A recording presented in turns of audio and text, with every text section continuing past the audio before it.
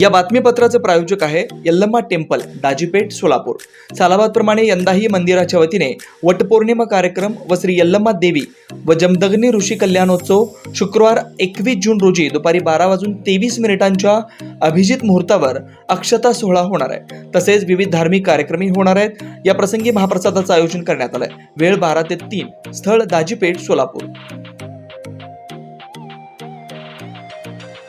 अकलूज येथील जयसिंग चौकात गुरुवारी रात्री झालेल्या अपघातात 2 जण जागीच ठार झाले तर 2 जण गंभीर जखमी झालेत।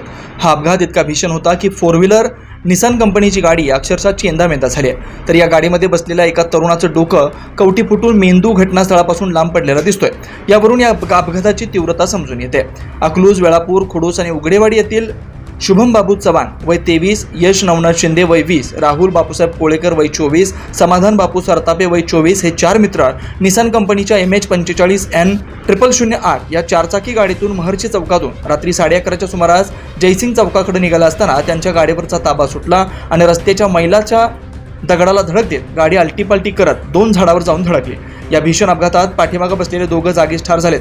यातील एकाचं डोकं कवटी फुटून अक्षरशः मेंदू अन्यत्र पडला तर अन्य एक युवक पाठीमागील सीटवरच मृत्युमुखी पडला तर अन्य दोघांना गंभीर अवस्थेत रुग्णालयात दाखल करण्यात आले।